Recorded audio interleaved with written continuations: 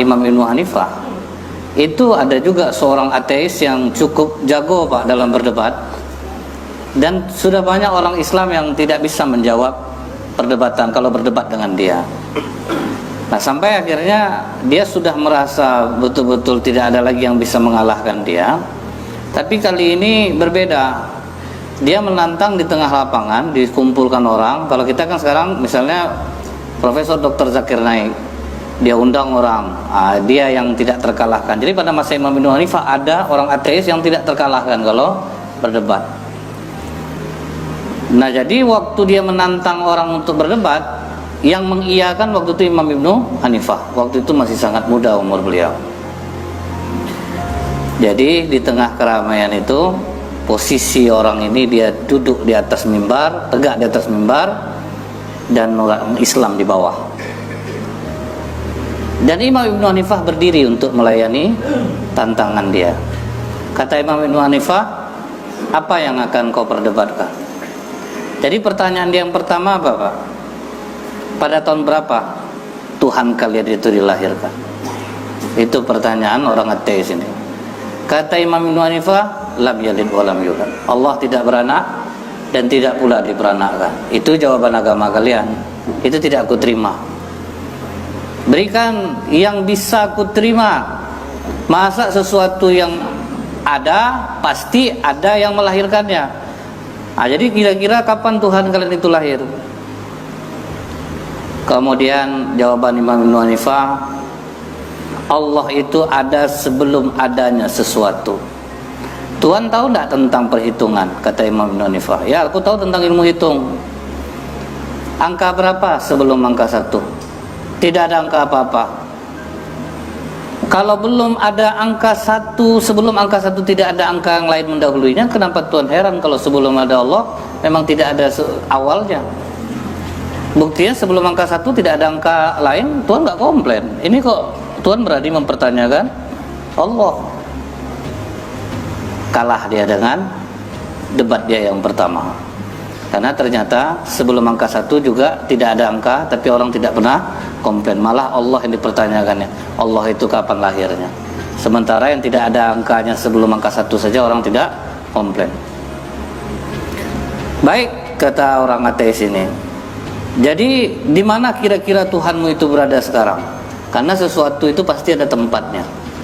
Dan pertanyaan seperti ini, Pak, sering juga dipakai orang di zaman sekarang. Di mana tempat Tuhan itu? Jadi kata Imam Ibnu Hanifah, Tuhan tahu enggak bagaimana bentuk air susu? Tahu? Apakah di dalam campuran susu itu ada keju? Ada. Kalau dia sudah bersatu dalam gelas, bisa enggak Tuhan tunjukkan di mana posisi keju itu sekarang? Kata orang ateis ini, ya keju itu meliputi segala sesuatu. Begitu juga dengan Tuhan. Dia ada di segala tempat. Dia meliputi segala sesuatu. Nah, kalah lagi dia untuk yang kedua. Kemudian bertanya lagi orang ateis ini kepada Imam Ibnu Hanifah, tunjukkan kepada kami zat Tuhan kamu itu apa? Zat benda padatkah, benda cairkah, atau apa? Maka Imam Ibnu Hanifah menjawab, Tuhan pernah enggak duduk di dekat orang yang sedang sakaratul maut? Ya. Sebelumnya dia bergerak-gerak? Iya. Waktu ruhnya keluar, Tuhan masih berada di sana enggak? Iya, masih berada di sana. Tahukah Tuhan ketika ruhnya itu keluar? Tidak. Tahu enggak Tuhan ruh dia itu bentuknya padat atau cair? Aku tidak melihatnya. Sedangkan ruh seorang makhluk saja yang keluar, Tuhan tidak tahu, padahal Tuhan duduk di sana. Sekarang Tuhan mempertanyakan zat Tuhan itu benda padat atau benda cair. Sangat keterlaluan Tuhan ini. Wah, temen nolak dia, Pak. Iya pula. Sedangkan ruh manusia aja tidak bisa dia mengatakan bentuknya seperti apa, kok Tuhan yang dipertanyakannya. Baik. Kemudian apa lagi katanya? Wahai Hanifah, ke arah manakah Allah itu menghadapkan wajahnya? Jadi kemana Allah itu menghadapkan wajah? Dijawab oleh Imam Ibnu Hanifah, kalau Tuhan menyalakan lampu, kemanakah cahaya itu menghadap? Ke seluruh ruangan. Begitulah Allah. Allah itu cahayanya menghadap ke seluruh alam ini. Jadi tidak menghadap dia ke sana atau ke sini, menghadap ke semuanya. Itulah yang cahaya, dia menghadap ke semua arah. Kemudian kalau ada orang yang masuk surga itu ada awalnya, kenapa tidak ada akhirnya? Begitu juga dengan perhitungan, kata Imam Hanifah. Ada awalnya tetapi tidak ada akhirnya. Perhitungan Pak, mana ada akhirnya Pak? Dia nambah terus, tapi awalnya ada. Nah, mulai terdiam si ateis ini. Kemudian bagaimana kebaikan surga itu akan bertambah dan tidak akan ada habis-habisnya jika dinafkahkan. Kebaikan surga itu akan bertambah. Masa iya dia bisa bertambah? Sementara tentu kalau kebaikan itu banyak dia akan berkurang. Maka kata Imam Syafi'i, di dunia ini saja kita bersedekah bisa bertambah nilai sedekah kita itu. Kita ngasih ilmu ke orang bertambah nilainya. Satu kebaikan yang kita buat 10 kali lipat diganti Allah. Kenapa Anda heran kalau kebaikan surga itu bertambah tidak akan pernah berkurang? Akhirnya ditanyanya lagi, Pak, kalau begitu apa pekerjaan Tuhan sekarang? Maka kata Imam Hanifah, seharusnya dari tadi kan aku menjawab di bawah, sekarang kita tukar tempat lah. Biar aku jawab dari atas, kau duduk di bawah. Sampai di atas mimbar, apa kata Imam Hanifah, kau ingin tahu pekerjaan Tuhan sekarang? Iya. Jika ada orang yang sombong berdiri di atas mimbar ini, maka dia akan turunkan dan menaikkan yang benar ke atasnya. Baru kena orang ateisnya jadinya, Pak. Itulah pekerjaan Tuhan saat ini. Nah, ini di sini terlihat, Pak, apa pelajaran yang bisa kita ambil? Orang Islam itu mesti cerdas. Dia harus banyak referensi.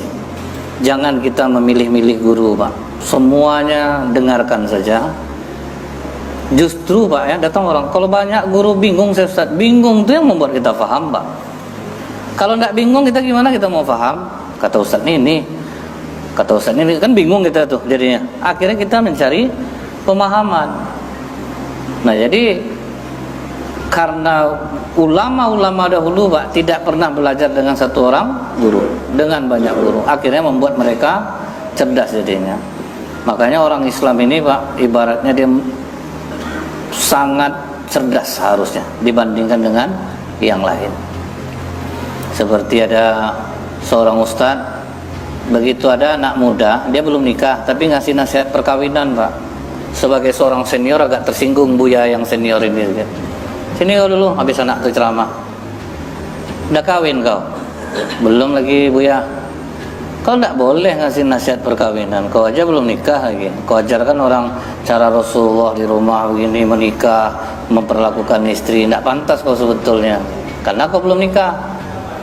Hari itu saya nengok Buya ceramah kematian, Buya, padahal Buya belum pernah mati lagi.